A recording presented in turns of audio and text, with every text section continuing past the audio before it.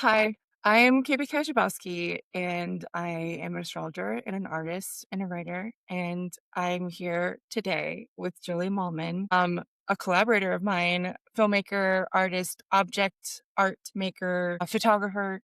You have a lot of different mediums that we'll get into for sure, but Jolee is one of the people I find very fascinating. And I invited to do this experiment with me where we talk about their art processes, their art world, the how they make. And I'm going to be looking at their birth chart while they're telling us about everything and making connections between what I'm seeing in the birth chart. We do not have an exact birth time, which may come up in our conversation. And that is actually pretty interesting because not everyone has a birth time. And sometimes astrologers say, well, I can't read your birth chart if I don't have your birth time. But we do have a lot of information, even if we don't have the birth time. I just don't know the rising sign, which is an important detail, but we don't need it. And I don't know the house configuration. So that's a heads up for anyone. This might be really interesting to you if you don't know your birth time. That's what I'm saying. That's basically what we're doing here is my secret experiment or my secret theory, my secret quest, it's not secret. It's a pretty open quest of I'm curious to see how very different types of artists, so I'm interviewing at least 50 people, how very different types of artists access their creative state, and how that might relate to the birth chart. And there are many books written about this, but I have some theories that I think are pretty different or maybe a little more bold that I'm trying to test. So that's the introduction to this. I am very grateful to you, Jolee, for joining me, Excited. especially on an early Sunday morning when it's like the death tundra outside. Yeah. So let's begin by you telling us what you might consider your bio, but like we have a lot of time, so you can take us on like the hero's journey of how you've come to art and what type of art you make and that kind of thing. Well, gosh, I'll start with the bio because that seems easy, and then I might spiral naturally. Okay. I do, as you said, I'm doing a lot of kinds of art, and so in general, I would identify as artist. Felt weird. You feel weird saying that for a while, like first couple years after college, being like, even having it in my social media to say artist felt like, well, who's to say you're really an artist? But I think I create enough. It's also there's no measure of like what a true artist is if you consider yourself that. But I would say I'm a general artist of all mediums. I really enjoy painting, acrylic, oil, watercolor. I really enjoy sculptures from like paper mache to clay. Yes, yes, Yes. This is clay? No.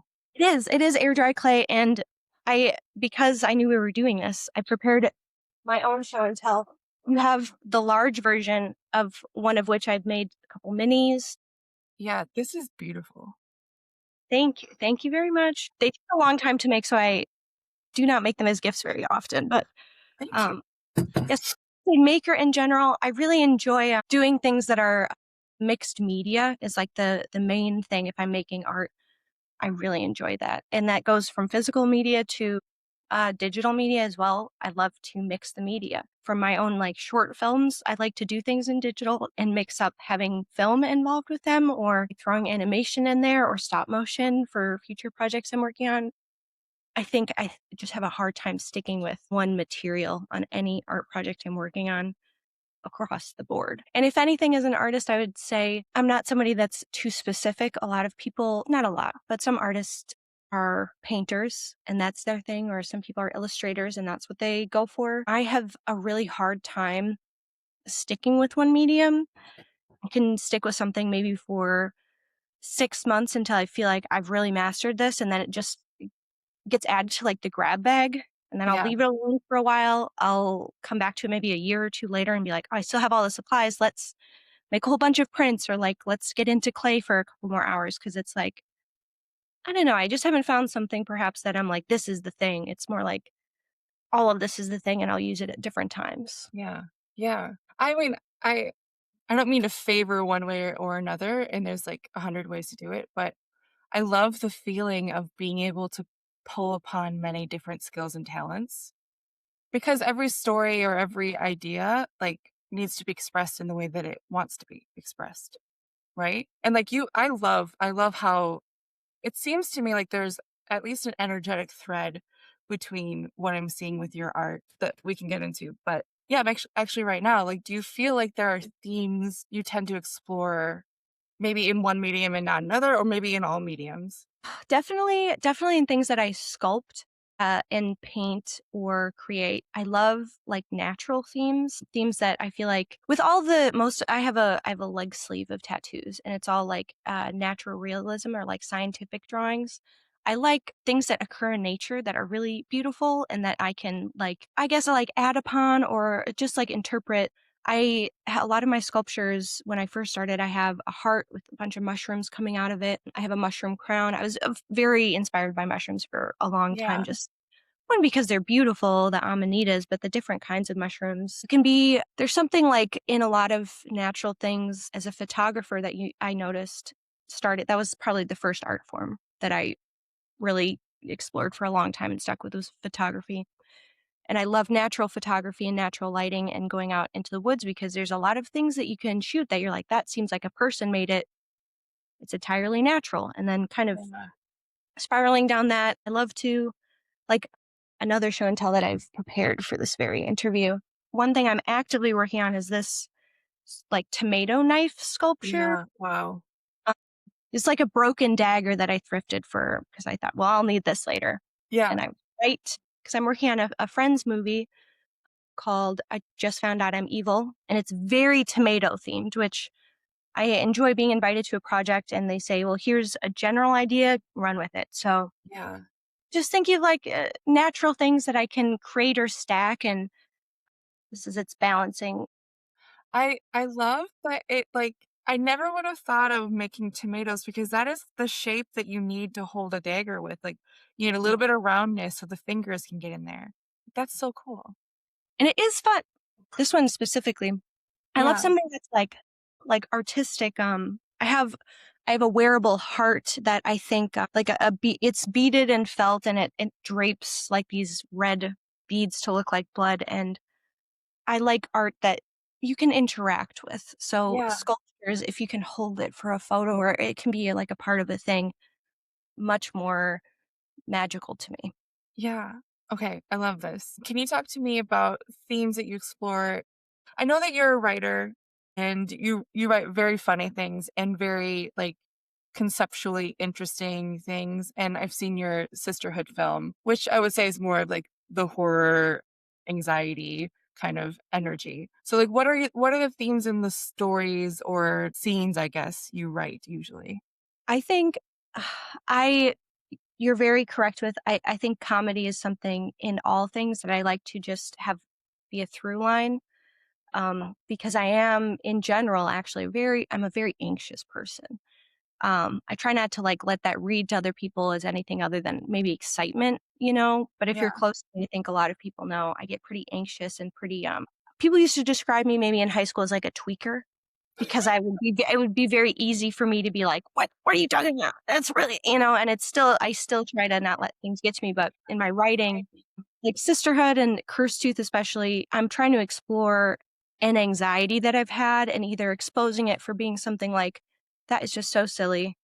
What's the worst that could happen? Or, you know, and exploring that out in the story to be like, you know, that is the worst of the worst that could happen. That's the end of your anxiety explored and how crazy would it be? Or, you know, just like exploring the the crazy what ifs that I do have a lot. Is my last short, Cursed Tooth, is truly exploring an anxiety attack I had, like, in the oral surgeon's office where I was like, "Oh my god, what if literally this is, like, someone has my hair in a freezer and there's nothing they can do about this tooth. This poor guy's working on my tooth. Someone Mhm. has curse upon my house, and there's nothing I can do. They can do all the antibiotics they want." 'Cause it's just like and then you're like, "You're an insane person for having that thought." But, being able to explore it and put it out and be like, "Well, this is why I thought it, and this is why it would be funny." It's honestly like a very vanity project to do to be like, "Let me explore my own emotions to explain it better to you," but it helps, and it's definitely what I do. Mhm. I see the vanity project phrasing for what it is. I know you're not, like, dispelling the magic of what you've made, but I just wanna soapbox for a moment, like, the more I think someone really tells their own story or their own anxiety or whatever it is, but it's, like, truly so felt in their experience, then it's easier for me to get into that movie or that book or whatever the story is because, like, if you're just giving me this general energy, it's not going I'm not gonna be able to put my own self in there. So, I love projects that are so inspired by something that has happened or that someone has felt it, like, so deeply. Like, I just read or not read, I watched Rosemary's Baby for the first time ever, which, like, I know is a difficult movie to watch because of the maker, but I figured it's a free movie online, so he's not gonna make any money from it, so and it was a good choice because I'm sure the inspiration came from someone who thought that they had a demon inside of them when they were pregnant, and, like, Yeah, making that and that's into pretty yes. so you've seen it? Yes, Yeah, and it's a hard watch one because of the director too. I feel for Mia Farrow the whole time. I'm thinking, "Oh my gosh, this is" but the anxieties of that are explored, you are like, "My husband is crazy. I'm yeah. crazy." I have Yeah, my yes. husband's so selfish that he would, like, give my body to the devil. I'm spoiler alerting a lot. I had no idea what the movie was about other than, like, she was pregnant, maybe with a People should demon? watch Rosemary's Baby. This is your reminder Yeah, I 'cause it's okay. free. Hey, hey. Yeah, I don't think I've watched a lot of other things from that director, but that one is, like, culturally, it's I don't know. yeah. I've been avoiding horror films because I'm a weenie baby, but that is a horror film that I could watch. I don't have issues with that, so, anyway, for people I who are also just dipping their toes, start with that movie. I avoid horror too, so I think, Yeah, not to be sometimes I am a woo-woo type of person, woo, but, I think horror or certain things, especially psychological things, they'll stick with you. I don't know if yeah, it's a demon that's escaped the movie and stuck with you or that yeah. some people believe, but I think what you watch sticks with you, and if you're intentional about it, you might, have something dark stick with you for longer than you want. Yeah, what's interesting to me about that movie, and I'm curious what you think about this, is that, like, to me, walking away from it, I saw it was more of, like, an illustration of how women are treated in at least the 1960s, America and still now, where they're, like, required to be meek and mild and, like, let things happen to them and also, like, give up their hard-earned work of developing a human body inside of them to be given to the devil's cause or whatever. Like, it was such an interesting way to display how gaslit women can be. Like, there's a few moments in the movie where there's at least 2 moments where she's trying to escape in some way, and she finally gets help from a surgeon or, like, nativity doctor? Natal? Natal, What? prenatal, no, Yeah. a Birth baby birth doctor? Baby doctor finally gets help from someone who is probably not in cahoots with them, and he's like, "Oh, stay here for a moment, I will get you help." And then he, like, calls the husband and the evil doctor to yeah, come retrieve her because she's nuts. miracle, yeah. I think 100%, I agree with that.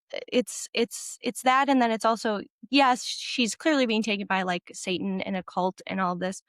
How quickly does that metaphor turn into that could happen to a woman that's just in a family of a certain religion or a Yeah, certain, demographic that's like, "Actually, this is your job and you can escape." I think it happens even if Satan's not involved sometimes. So the yeah, metaphor for, like, a cult doing this to her, her husband and, culture kind of did it to a lot of women for a long time yeah. anyways. And then, oof, Yeah, like secular culture, mainstream culture, that's how women are treated, have been treated.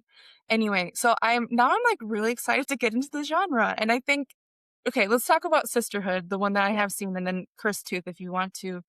Like, how do you see exploring those like horror concepts as like being ways to describe how you experience cultural mores or systems? Well, definitely sisterhood was a true exploration of that. I wrote that the first putting it on the script was my senior year of film school, and I wrote it about one had like I had a relationship with a woman, a girl, I don't know at the time, that was really hard for me to one tell my feelings to her, two Hmm. explore upon a feeling that I had known for a very long time. And but for example, I am all through college. I lived at home went to school, went back home to save money to get through it with no college debt. Very happy, but I was Yeah. out to everyone at college as bisexual, non-binary. I was they them at college. I would go home entirely in the closet. And I had tried to have this conversation with my parents before. I have very sweet parents, but it's just something that did not work all through college. It just Yeah. wasn't a conversation we had. So writing sisterhood and like being in my senior year and feeling so like I'm finally going to get out of this house, I can finally have these conversations with people, and feel like that. It was exploring like it was just that whole feeling, and I also kind of thought I still think sororities in some ways can be like toxic environments, and Yeah. I was trying to explore the feeling I had that like maybe I shouldn't judge women or other femme people so hard on things that I think are dumb when what is the right way that I'm living.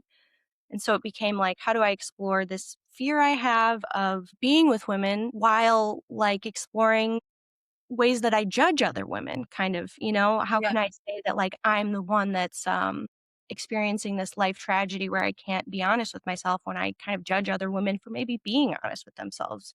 What is dishonest about a young woman wanting to like have a lot of girlfriends that really like her and like hey, I actually the more you think about it, maybe you're like, actually, it would be nice to live in a house with like 20 women and everyone can braid your hair and then we all sing songs. And there are toxic things about that, of Yeah. course, you can explore. But it truly was like, what if my life was different? And what if some of these things that have happened to me that really cause me anxiety, like expressing my feelings for a woman for the first time, knowing in the back of my head, like, you are still in the closet to people you love. That was one thing. And Yeah. I did a lot of things earlier in dating women and dating people of the same sex when I came out as bisexual where I would just do things that I was like, she'll like this. And so the sorority was like putting myself in that position where I was like, I probably would do something that I totally absolutely hate. I tried to do rugby. There we go. I did one day of rugby at UW Oshkosh where I was like, this is all I could do. I got my motorcycle's license. I did Oh, some crazy stuff, but for the a thing, woman? yes, yes. Yeah. Uh, the one thing I didn't do was join the sorority, so I said, I'll make a movie about that one, make it real enough. But, Yeah. yeah, it just I forgot your original question, but it truly No, was this is great. Yeah, and what I'm seeing is, like, the interrogation of your own, like, yeah, the own center of truth or the own center of values and not fully, accepting that you're the end all be all, which I think is, like, a really great position to have, especially as a storyteller, like, in order to tell all different angles, but also have a perspective at the same time. You know what I mean? Like, as a definitive perspective that the movie's being told through. Yeah, yeah, I'm excited to experience more horror stuff because of Rosemary's Baby and thinking about sisterhood. And maybe that's why I watched Rosemary's Baby because I knew that we were going to be talking. Can you tell us a little bit about you talked about the like not having control over who's cursed you with cursed tooth. Is there something else about like society or anxieties that you're seeing connected to the personal anxiety? society anxieties, well, that one definitely is. It was also, like, insurance. The anxiety of being a young adult or an adult at all and thinking, like, I have something kind of we're both told you can't ignore things, you need to deal with things, you need to face things head on, be an adult, handle it. And then at the same time, that specific issue and a lot of issues that as an adult are like, well, you actually can't, this one you can't fix because you don't have the money or it's not a resource available to you or it's just not a possibility because of your circumstance. And it's like, Yeah. well, literally, I know that this is something I have to face. I can't do anything about it. It's an anxiety in general. Like, you hate not knowing something's wrong and you can't do anything about it. So, what if you could make up some kind of fantastical or magical reason instead of just you can't, you know? Yeah. What I enjoy I've only read the script. What I enjoyed about it is that there's that element of like just dental work, period. It Yeah. always seems so extreme at but getting it done. And then also Yes. the costs are like it just seems like it's wildly expensive for what it is. I trust the dentists went to school and are worth it. But that that's very present in the script. But it's also like are you okay with me giving spoilers Yeah. possibly? Well, I Okay. love spoilers. There's the element of like the sisters like contempt creating this situation, and that's what we discover throughout the story is that like this like magical element, like this like intense sisterly rivalry, I guess, or jealousy maybe. I mean, you're taking something from me just by existing kind of energy that siblings often have is made into like this curse. Yeah. And I see that as like, it's like people talk about magic all the time. I think it's more commonly talked about that like you can freeze someone's name in the freezer and then Yes. they won't talk to you again or whatever. I've never done that because I only practice positive magic. Just heads up. It's the safest way to do it. Yeah, because negative magic is scary. And yeah, anyway, where am I going with that? I forgot where I was going with that. What you just said made me think in general is about magic, the exploration of that and sisterhood a little bit more fantasy than Yeah. magic. But a lot of the things I write, I do think it's me challenging the thought I have naturally every day, which is this is happening to me because I did this, or this is happening to me because I thought this or this happened. And I get annoyed with myself for having those thoughts where I'm like, be realistic, be Yeah. logical. I think a lot of people, you can't help but think like, this is happening to me because I've done this or this has happened. And also like exploring that was very fun and interesting to think like, well, really, if you're being punished for that, what does that really mean? Or how did that Yeah. energy transfer? Now this is making me think of like Bible scholars talk about how disability was, or illness and disability was talked about in the Gospels, and I think also the Old Testament a lot, where like it had to have been caused by something. And this is comes from like old Jewish That's doctrine. Like interesting too. Yeah. if you give birth to a child who has a deformity of any type, like that's a curse that your great grandmother put on your family. That Mhm. was a mentality. And I talk about Jesus a lot. I whatever. I'm not a Christian person, but He's really Jesus is like, "That's stupid as fuck." Like, "That's dumb. Nope." Like, disability has nothing to do with anything you did wrong. Yeah, but then, like, it's such a common desire or, like, need to have to point to something for why something's happening. yeah. Like, We you have a sty in your eye because you stepped on someone's back. Whatever. it's Yeah. like reasoning. It's just I know why this happened. It's not random. It's Yeah. explaining that nothing's random, but sometimes Yeah. like things just are. But I'm myself with a lot of those little magical Yeah. beliefs or superstitions throughout the day. I'll just have them. But I see that as, like, a narrative sense. Like, writing a story is cause and effect, like, in a loop, kind of. So then your mind, and I think a lot of people's minds, because the human mind needs to make sense of things narratively. That's probably too bold of a statement, but I think it I likes think to. it's a good habit to, like, see an effect and wonder what the cause was, because that will help you become a better writer. Yes, I think And then so. also, like, be careful not to lose your mind. Which is hard even, when you're not writing. Yeah, yeah. Yeah, so it's like the habits that make you a good artist also fuck you sometimes. Yeah. Yeah, I think so. 'Cause, you were talking earlier about just, like, the process of what it takes you to get into a creative state, and that process itself, what it takes for me to sit down and write something sometimes is, like, almost detrimental. Sometimes it is almost, like, a little more, I should just wait for this to happen naturally than to force it to happen. Can you say more about that? I would say in general, everything else that I do, like creative wise, like a tomato knife, or if I'm going to sculpt a canvas, like clay on canvas, I can do those things and really just lock into that energy naturally and like have that for like 6 hours and like, oh, I forgot to eat lunch or something. Whereas writing, I feel even if I have just the most creative idea in my head, because I don't love, like, I love journaling, but to write Yeah. in script format is almost like a punishment for my creative brain, and so, like, forcing myself to do that sometimes is like, um it's like entering a creative space, but also, like, as a lawyer, like, I feel like I have to, like, bring my briefcase into my creative zone, and it really Yeah, bothers my, like, inner creative, and I'm like, "Stop, no, it's not what yeah. we're doing here," but it's. Have you written how do I wanna phrase this? Have you written with other people without paper and pen in front of you? Like like jabber table talking? I'd love to be in a writer's room. Yeah. Like, for skits, I would say comedy when I'm doing short form, like, comedy skit writing, 1 for work or 2 just for, like, friends and I, that is where it's like, well, we not I mean, throw the script out the window, Yeah. You and I know what's going on. Let's get this let's get the jokes rolling, you know? Yeah. What I know about you just by having spent time with you is that there's this, like, ease of imagination, and Yes. the yes and quality that you have is just feels so easy like, I don't think I have a very easy time with yes anding and improv and stuff like that, but doing it with you feels easy because it feels like you're doing a lot of the, like, structural work. Ok like, imagining a scene with someone else, and, like, it's just like we're just fucking around, like, and being, like, Yeah. silly and, like, "Look at this thing," and, that kinda thing, so I'm just wondering if, like, maybe there's something about that where, like, there's that other person's element or maybe 2 or 3 other people and, like, them giving you, details that you respond to, and it's, like, just, like, it's a fluid response thing.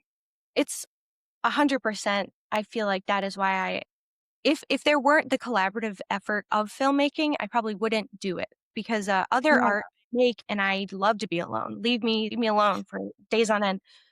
yeah, Filmmaking, it is like and especially on set, it is like, here's the script that I wrote, and it was really hard for me to do this alone, and you bring it to all those other people, and then all of a sudden, the conversation like, dialogue that I struggled with alone will be like, "Oh, naturally, I should have had Patty with me when we were writing this so that we could," yeah, um 'cause, yeah, I mean, there is a majorly something to writing something or just creating with other people because, 1, I just wanna keep it going, and if yeah. I like the people I'm creating with, which usually I always do, it is like, I'll kind of structure this or come up with however it takes for us to get there for this to keep going because it's great. Yeah. I wonder if I think I'm going too far into the future for you, but I wonder if you're like the showrunner type in that like you create the circumstances and like you think about the theory and like what you want to convey with the story, but then Mm. you get in the room with like some brilliant actors, writers, and you're like, okay, what do you think about this situation? How would your character play in it? Let's just like workshop it and then devised writing, I guess is sometimes called and then you go back and you take the recordings of the conversation and then you put it into a script and then you shoot it. Like, I think that's your future if you choose it. I'd love that kind of future because I also Yeah. I'm not somebody I do like when people respect my ideas in a script, and, sure, those main ideas I'd like to say the same, but I do enjoy taking a script to set, and then we mix it around a little bit. I Yeah. mean, Yeah. that structure matters, but have if you've got to crack a joke, I wish you would, you know? Yeah. Yeah, where I mean, we both know Martin Kajabowski. He says that when he writes a script, he wants those words said. And, like, I respect that because I respect that what his process was that he did the workshopping with his many different voices and faces in his head. And now it's time to be economical with shooting. But I think you and I are similar in that, like, let's create the situation and see what happens with trusting that the brilliant bodies and minds that we're working with are gonna bring the magic. And there's pluses and minuses to both approaches. One thing from after talking to both you and Marty about Curse 2 specifically, because I just, I enjoyed Sisterhood, but of course that was like my trial, like we need to do this. And there were many things that I was like, how can I do better with the script on set specifically? And one of the things I did because he is like very strict and you were kind of like, I don't know, you're, I've tried to like right in the middle. I was like, well, I'll just highlight the things I know I really don't want changed. And then when I gave it to Tiara, who was our second AD and script supervisor, I was like, if it's highlighted, keep us to that. But if we're going off on Yeah, other things and it's the general idea, you know, that's fine. And 100%. it was way better than like day one we had a pretty a strict script to keep to because it was the dentist, a lot of dialogue. And it was hard. It's hard when you get like wrong line or like go back and you're like, "Oh, Yeah, but that it didn't matter that much because we were really flowing." So having like highlight, like we need to get this phrase because but also I think Marty on in his own like he's very intentional with like the the exact layout of his poetry on script. yeah, Like he's yeah, very. I'm more of like a couple phrases I really want to be strong, but yeah. I think it's good to know that too, and also, we're talking about Marty who is directing feature films, and, like, obviously, there are some, like, plot beats that are potentially dialogue-led, that need to be hit. So it's different when you're talking about a shorter form, but I think that you have a good sense of what your approach is. Yeah. Thank you. It's interesting to me. Can we talk more about imagery? Like you've talked about mushrooms, you've Mm. talked about your themes from the two short films. But are there other elements of imagery that you tend to come back to in your work Yes. or subject matter? Yeah, I think a lot of kind of, how do I wanna phrase it? A lot of my work is, like, childhood focused, and I think a lot of artists do go back to art that they saw in their childhood, that's what I mean to say. I really love Maurice Sendak, and because my mom was a first grade teacher, up until, like, she retired, like, 5 within the last 5 years, and so even, like, in college, would I go back to her first grade classroom and see a lot of those, like, illustrative books, and that was, like, a huge, like, wow, and I remember that imagery a lot, and I use, like when I love to make collages. There's art that I make that's for me and then art that I make to share, and I like to collage a lot by myself, just cut stuff up, and I love to do prints of, like, old children's books and that kind of imagery. I just one, 'cause it brings me back to a time where it's like you're creating truly just to enjoy art so much, and you have no idea that you'll never have to sell it or never have to do anything with it. So, Yeah. children's books, imagery, I go back to a lot, even, I don't know, Sneetches on Beaches, all kinds of stuff. I really enjoy Molly Lou M Have you ever read Stand Tall, Molly Lou Mellon? I don't think so. I have a besides this, that is a super a KP book, and there's Okay. I go back to that for art, but also in life, I'm thinking all the time, like, actually, a fly went by. I'm just gonna sorry. But, I love Rex. yeah, children's stuff, I would say also, like, Halloween stuff. I love Okay. to like, old-timey spooky stuff. I'm not as I've said, I don't really like horror movies or scary things. Visually, I'm like the opposite of that so much. I hate to be scared, and I am. If I go to a horror movie, I'm gonna look up the plot to that before, but visually, I love, like, teeth and blood and old gothic looking things because I think it's Yeah. gorgeous. I loved Nosferatu. Visually, I love, like, gothic romantic style bats, but Yeah, I don't and know. your photography shoots are art directed. Yes, yes. Often with those, like, more vampy, blood kind of things, but also with, like, pearls Yeah. and, like, Love glinting feminine things. things. Oh, I love Yeah, women. Yes. yeah. And then natural elements I think you use a lot. Also clown makeup Oh, or yeah. many different types of makeup, but, like Circus lo my gr my grandma, God rest her soul, Grandma Judy, collected glass clown dolls. She had, oh, like, over 500 of these little, like, glass clowns, the glass hands, and I remember being little and, like, she would have glass cabinets, and then I would sleep in her bed, like, me and my brother would sleep in bed with her and my grandpa, very normal style, but, like, when we would go, like, have, like, a stay with them if when we were really little and really scared before mhm. sleeping in the living room and watching Game Show Network, but I'd, like, look over and my grandpa's, like, snoring sleep apnea style, and my grandma's, like, sleeping, my brother's sleeping, there's, like, a row of clowns, like, Your clowns grandma's sleeping freestyle, your grandpa's sleep apnea style. she's because the clowns were over her, and at first they Mhm. scare you, but then I would be like, "Which ones can I play with? Which ones are cool?" She'd be like, "These are the $1,000 clowns, you're not touching those. You can play with these little ones."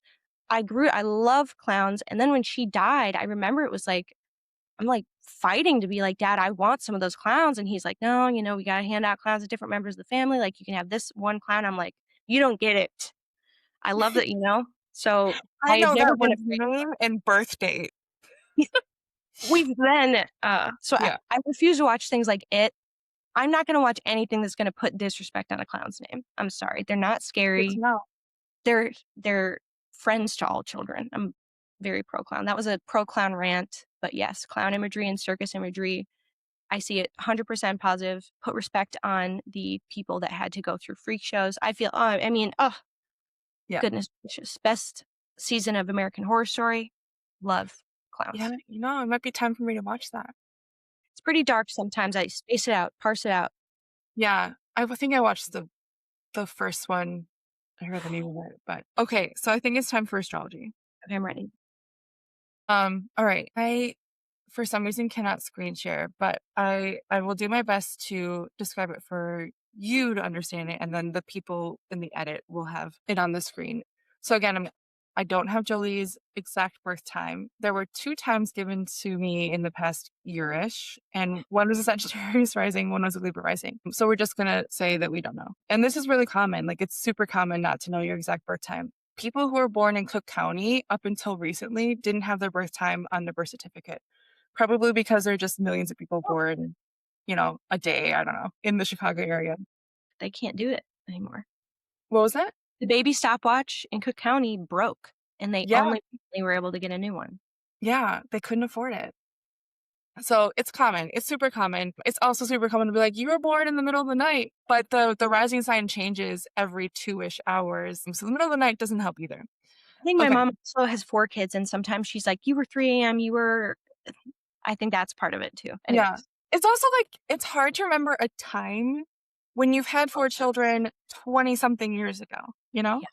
Yeah. So we're not blaming moms or dads here, okay? All right. So Jolie has a really strong stellium. And a stellium is when there's 3 or more planets in the same sign. And some astrologers say 3 or more planets in the same sign within 7 to 10 degrees from each other. You kind of have that, you kind of don't. But you have a very strong stellium. So you have your sun, Mercury, Venus, Jupiter, and Uranus. So 5 planets in Aquarius. All of those except for the sun are conjunct. And conjunct means that they're inextricable from each other because they're so close to each other that their energies create this like amalgam. I was gonna say monster. It's not a monster, but like amalgamation where like if I'm talking about Mercury energy, I'm also talking about your Venus energy and I'm also talking about your Jupiter energy. I'm also, all of this goes together. So that's why I say it's a really strong stellium because you have 2 of the yes planets, the planets that say yes to everything, the blessing planets in the stellium as well. So they're expanding this sense. And then you have Mercury, which I know is very strong for you. I wonder if you're a Virgo or a Gemini rising because you have such a strong your ability to process and deliver information is just so fast and so complex. But that could maybe you're not a Gemini or a Virgo rising. It could be the influence of Jupiter on your Mercury expanding that energy. Something to think about. Okay, so Aquarius energy is the most prominent energy in your chart. We can say that with confidence. Aquarius energy to me, when I think about it, it's the high and low perspective. So Aquarius is the great observer. They are usually 500 miles away, 500 feet away, and they're looking at a situation and they can see every single detail so clearly because everything is objective enough where they can get a sense for what's happening. When you're on the ground, like let's say there's a war happening, like a battle happening, when you're on the ground, your body is in danger. So your perspective is so specific to who's about to kill you or who you're about to kill. This is really intense. You No, don't have a it's lot of war energy in your chart, but yeah. when Aquarius is the person who's up on that hill seeing what's happening and they see this battalion coming in from the west and this other group of like cavalier, I don't know if these are words, but cavalier from the northeast. And they see what's happening. They see who's going to lose or win before it even happens. That's a great, incredible skill. The risk to Aquarius energy is that you don't know fully how it feels to be in danger with a bunch of swords and guns pointed at you because you're taking the observer's perspective. So there's cautions in that and there's pluses to that Aquarius energy. That's the high energy that I see. The low energy is that Aquarius dominant people love bugs. They Oh, love fungi. They love things that other people walk by or other people think are like not worth their time or people that think that are like too weird or strange or gooey, like bogs.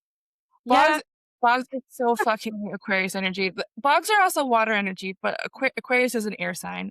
Aquarius though is the water bearer. Hmm. something to think about. So fish also might be something that Aquarius I people love fish. enjoy. But that's why I'm like, yeah, fungi. Fungi is such an Aquarius thing because another element to Aquarius energy is that they are so aware of networks, of when someone does something 300 cities away, it affects your city. Or when someone speaks this one sentence, it's going to reverberate across the nation if the idea is strong enough, negative or positive, or neutral. Usually, neutral messages aren't strong enough to pass through like people, right? So that's the general Aquarius energy I wanted to talk about. And now I want to hear like, what are you thinking of? What are you reflecting on? Oh gosh. Well, I mean it sounds so extremely accurate to a lot of things I experience. One, the observer perspective, I have a feeling often that is I feel and I have to like stop myself from saying it over and over and over. I'll be in a room with all of my friends and they'll be talking to me. It's not in a way where I'm like being excluded or I feel like I'm not being spoken to or looked at or related to. I feel very heard in a lot of my circles, but a lot of times I'll feel like almost like a sad feeling where I'm like, I feel I'm in the room with you physically, but I'm not there with you. And I hear people talking to me and like looking at me. And sometimes I'm literally like, I have to sometimes tell myself, like, think about what they're saying to you right now, and not about everything else that you know about what's going on. And Yeah. a lot of times it's when things are more, if something like dramatic is going on, or if there's something more emotional happening behind the scenes, I'm thinking, like, yeah, they're talking to me right now, but what are they really thinking? And I actually, I think I know what you're trying to say to me, and it's not what you're saying to me. Another feeling I have a lot is that, and I have to tell myself, you don't know what people are thinking. You only know what you know Yeah. about what they're going through, but sometimes people will be talking to me and I'm thinking, that's not what you really mean. That's not what you Yeah. mean at all. I see it in your eyes and I know from how you're treating me and how we're acting that that is not what you mean, and what you're saying to me is for a purpose of something else. Yeah, it feels like an observer sometimes. I feel like, yes, I'm Yeah. here with you in this room, but I'm kinda like watching like a creep. I don't know. Yeah. I mean, I get the feeling of it being like a creep because I've heard some Aquarius dominant people well, I've heard one person tell me that they feel like they see things like they're a ghost. And they're not impacting the situation. And I wonder if that comment is about the observer experience or something else that I wasn't picking up on. But I took it as like, oh, you're like fully, truly trying to get the most objective view without affecting anything. Does that feel similar? Okay. Yeah. Another element to your chart is that you have zero. Let me double check something. You have zero Earth placements, which is another no, that's not true. You have Neptune in Capricorn, but we are not looking at that. That's too complex to talk about. Neptune does not give any sense of groundedness. But there's that maybe that other people have the access to the physical now more Mm, so than you do. mm. There's pluses and minuses to that. Like, you can go through time and space and relate things to something that happened 400 years ago or 400 years in the future. Aquarius is more future oriented than past oriented, though they have the ability, like all of us, to scan through time and space. Does that resonate? Like getting into the body or feeling connected to your own body in the now moment? Yeah, I feel like up in the air all the time. I feel like there's so many, I have like ideas a lot where I'm like it is like a challenge for me because I don't feel grounded a lot, or like I've chosen one specific thing, or I have one solid thing, let's say, Yeah. that I can always go back to, where I think the main reason I'm able to finish ideas is because I have the thought where I'm like, you're not going to do it because you wouldn't otherwise. I would probably, um if I just had free will and no reason to not kind of just float from thing to thing, because I enjoy floating and I enjoy a good feeling like that, and I'd rather, just keep with with an energy than stick to something that like I don't feel naturally a little bit. Yeah. Yeah. So like I'm hearing like those books where like you just have to sit down and do it and you have to write 3 hours a day and you just have to do it. I don't know if that is helpful advice for you specifically, if I'm like being a bold astrologer right now. I do see something that might be interesting that I wonder if you're going to be like, no, that doesn't work, or, oh, that could work. There's best way to describe this. You have Saturn in Aries. So your Saturn return is coming pretty soon. Mm, And you have Mars in Libra, and they are exactly the same degree opposite from one another. I'm going to talk about what all that means. But the opposition in any chart, especially before you're 30 years old, is that there's this like sense where you have to focus on one thing and then you can do the other. But mhm, they're always at odds. Like, think about siblings. Like, just imagine two siblings in a family, and one sibling gets attention, and the other sibling's like, well, why are they getting attention? And then this sibling gets equal attention the next day. Like, they get to go to a concert too. And then this mhm. one's like, why are they going to a concert? I know I went to one yesterday with dad, but why are you going today with them? It's just always this sense of like, well, they're getting it and I'm not getting it, going back and forth.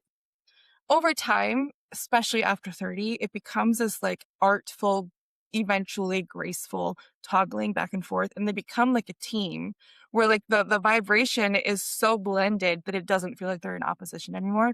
They're working together. So it becomes a superpower. Before 30, though, Mars energy in Libra, Mars does not like to be in Libra because Mars likes to just like fuck shit up, blow shit up, just do it. That's Mm, the energy. When Mars is in Libra, I also have this placement. People call it the dagger in a velvet glove or a velvet bag. So the energy is like there's a blade somewhere, but it's covered in this very like soft fabric and no one can see it, and it's a beautiful fabric. So the way that you get shit done, I'm cursing a lot, whatever, it's YouTube. The way that you can get things done mhm, is in a softer, more collaborative way. And I would say that having Mars in Libra is great, is a great placement if you're working on a team or if you're working with another person or you're working with yourself, but you need it to be more gentle or more peaceable, like calmer. But it does take longer to get things done because it takes more coordination and it takes more verbal understanding of what's happening. So it's slower. It's slower than normal. That's okay. This is what Mars is. And Mars is opposite from Saturn in Aries. Saturn is the planet that likes to go slow because things that take a long time to come into being tend to last longer. They tend to be deeper, they tend to be richer. But when Saturn is in the sign of Aries, Aries is the energy, is Martian energy. Aries is the energy of like, go, go, go, go, go, go, go. Just do it, just do it, just do it. So when the slow planet who wants to do things methodically, carefully, is being told to go at 80 miles per hour, things can be a little reckless. Things can be forgotten. Things can be broken in the process. And it's a really uncomfortable situation for Saturn to be in because that's not what he wants to do in this world.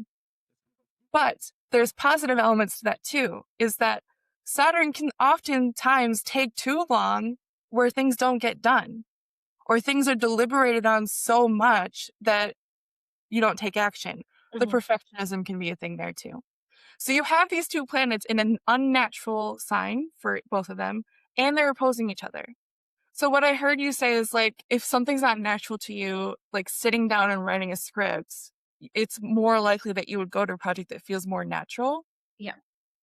And Yes. where I'm going with this is that the way that you do things or the way that you could do things is not going to be like anyone else.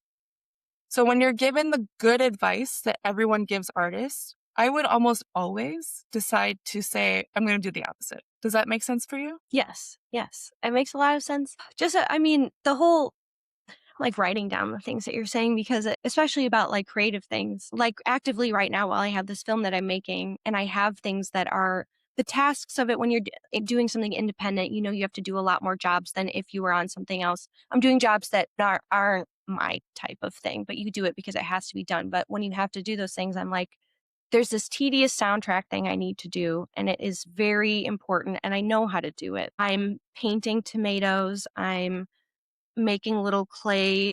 I'm making blueberry hair clips out of clay and painting them. I'm making shrinky dink fish earrings, literally, because I'm like, I know I can do this, and I know I can finish this project. There's this larger one I need to do, and it's almost like I'll work on it for as long as I can. It feels like a punishment, but then I will kind of like pull myself away and tell my like reward myself to say like, well, you can finish this other smaller art project, and like the whole time that I'm doing that smaller project that I just can do so naturally, I am thinking still like, "Ah, but you gotta go back and you gotta do that other thing and you gotta do it." And it's like a Yeah. way of like placating it while I don't know. It's a I very bad. wonder, okay, there's another complication to this is that having that Aquarius stellium, the ruler of all those planets is Saturn, which is in that opposition. So all of these planets are being told to do things in a saturnal way, but your Saturn is like do things fast and sloppy. And I don't say sloppy in a No. any way critical way, but I think when people are saying like, well, write an outline and then just work through every item on the outline. I think the way that you get things done, if you choose it, is like regurgitate and like throw things out and like cheat. The word cheat is a Mhm. really hard word for Saturnine people like you to accept. But any cheat code or any like shortcut you can take like might be the best way to approach things Mhm. and to avoid any judgment from others or yourself when you're doing that. And also like I'm hearing the word delegation. I don't know if you use that word, but like Yeah. asking people to jump in where they do things methodically and slowly and with like great mastery, that kind of thing, bring them on the team, which I think you're already doing. I And try then, to I try to give yeah, a more. then the Mars and Libra energy is like, how do you apply that to creative access? Is like, I'm hearing the word trickery too. Like, so Mars in Libra is often called the manipulative Mars. And that's not supposed to be in a negative way, but it's like, instead of being a Mars in Aries can like just go and get something for themselves and it happens. Like there's no friction, it just happens. The opposite Mars in Libra is like you kind of have to like whisper to the three people around you that you desire something that you're not quite sure you desire actually, but you do desire it because why else would you be thinking about it? And then those three people know you probably desire these things. And then over time, the people around you or your relationships or something that's outside of you brings what you want to you. Does that make sense? Yes. Yes. These are a lot of things that I'm never really considering. I mean, will you tell me one last time? Mars and Libra, that's what the Yeah. situation is? Mars and Libra. Get a book. I don't know. There's a lot of other things happening that I can't talk about, which is probably why I'm feeling a little locked up because I don't know where the houses are. Because if the Mars in Libra was in a house that had to do with other people, we would be talking about other people precisely. Yeah, But if yeah. it was in a Wish house in your first house, which I wish my mother would. Oh, yeah, I don't know. we'll do a follow-up if there's I'll send it to you after confirmation. this, and then we'll know many things. Yeah. But that would give us more precision. It is interesting to talk about in a very wide way. It's like going about getting things done or getting things you desire is so much more convoluted or passive is the way to put it. And then using that passive energy opposed to this slow planet doing things in a very fast and sloppy way is really interesting to think about as an art maker. Yeah, because it does. I do feel in opposition with myself a lot on things that I want to do. Yeah. And then I'll have to, like, remind myself, "You're just making art," And I'm not just making art. I do really think Yeah. art is, like, the one of the most serious, silly things we have in the world, but, I have to remind myself, you're making art. This is something that you truly enjoy oftentimes, even as I'm enjoying it because there's no time that I'm making something that I'm truly, like, empty-headed. I could be, like, in relax and in a flow state, but it still is, like, probably the time I'm thinking the most. I don't know. Yeah, that makes a lot of sense. Having so much Aquarius energy is like your brain is beyond the physical brain. The mind is like acting as a part of culture and a part of society and a part of history like Aquarius energy is really existing outside of the human understanding of time. And it can be I'm exhausting bad at sometimes. management. What was that? that's fine. or knowing That's time in actually mood. very interesting because Saturnine people tend to be great at time, but because your Saturn's in Aries, which is not great at time, unless the time is now.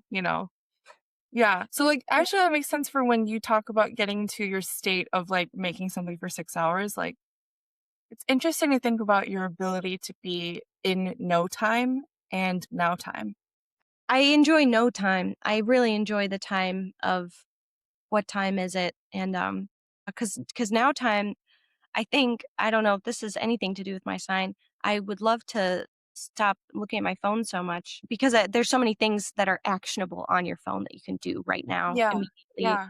and, when I'm in, like, a state of painting or creating and I have to either use my phone to record or to play music and my hands are covered in paint, and it's like, I really enjoy that time. I'm thinking Yeah.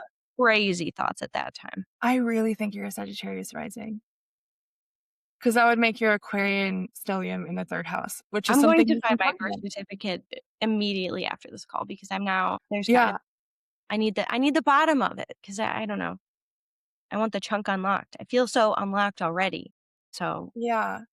Another element is that I know you're a performer as well as like an architect. So like you do really great work behind the scenes and also like while you're being perceived. So mhm. that's another element. It's like if there's emphasis of planets on the top of the chart where you could have, depending on your rising sign, that means that you tend to be more of like a shower or performer, or you like to be out in the open. Where if there's an emphasis on the bottom of the chart, it's more of like an internal experience. Doesn't mean you're shy or introverted necessarily, but it does show, it would tell me what type of performer you were, depending on that emphasis. I would say, yeah, I'm not embarrassed.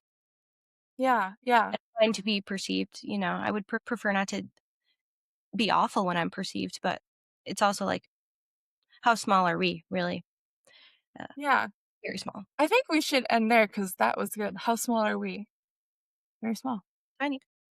Thank you so much for spending time with me and doing some detective work and also just talking about your art making. That was so Thank you. fun. Thank you for donating this time because really an incredible amount of information. I feel very guided as an artist, and I think this is very awesome what you're doing. So I'm Thank excited to you. watch the other 50 artists, the other 49. Yeah, I'm really excited to see Cursed Tooth. So if you're watching this in the near or far future after Cursed Tooth has been released, Yes, you will have a link to Jolie's stuff yes, yeah. and possibly Cursed Link Tooth. Mhm. And you can click that and get to know their work. Click the curse link. Thank you very Yeah, much. the cursed link.